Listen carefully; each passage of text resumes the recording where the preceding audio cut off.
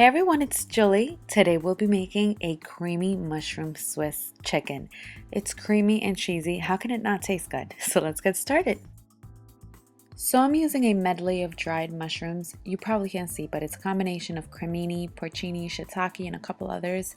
There were like 7 mushrooms inside, so I'm safely assuming there is only 1 shiitake, 1 cremini, just one of each mushroom. Rip off? No, I thought it was good because you can taste each mushroom. All I did was pour some hot water over them and I let them sit for about 20 minutes. I threw in a little bit of minced garlic in there for the broth. Everything is better with garlic. So while my mushrooms were softening, I started seasoning my chicken. By the time you're done preparing the chicken, your mushrooms should be softened. Oh wait, of course, you don't have to use dried mushrooms. You may use regular mushrooms, any kind you like in fact. Use your favorite. Now I always season my chicken the same exact way: salt, pepper, and chili pea. Salt and pepper gives it all the flavor it needs, and the chili pea gives it a nice little kick. And I always season both sides. I coated the chicken cutlets in all-purpose flour. Some people just season the flour instead of the chicken. I never do that because for some reason my chicken always comes out bland when I just season the flour and not the chicken itself.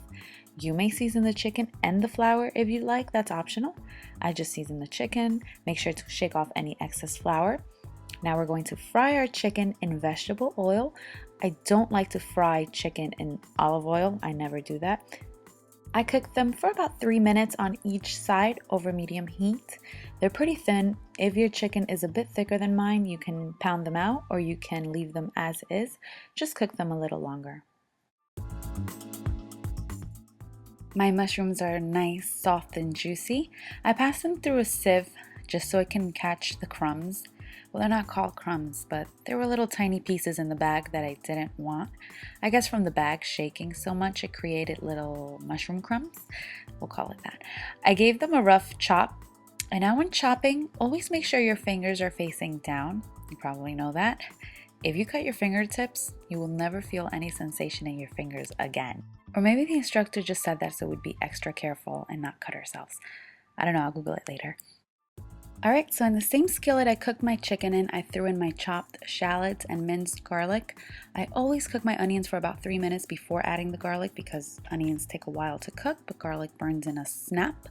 But when it comes to shallots, shallots are biracial, half onion, half garlic, so they burn really quickly too. So the minute I throw in the shallots, I throw in the garlic as well. Cook them for about 15 seconds, not a second longer.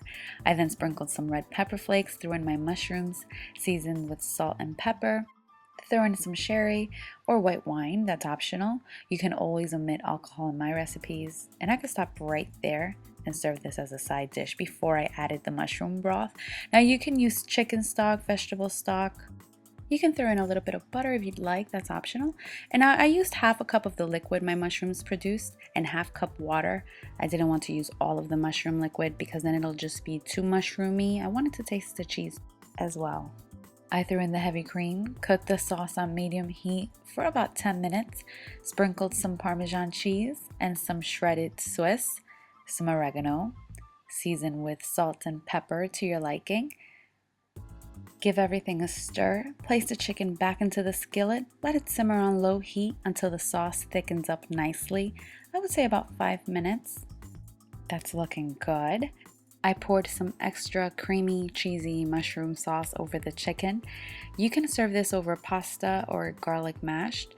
Up to you. This chicken was too juicy and delicious for its own good. I hope you guys give this recipe a try. Hope you enjoyed this video and thank you guys so much for watching.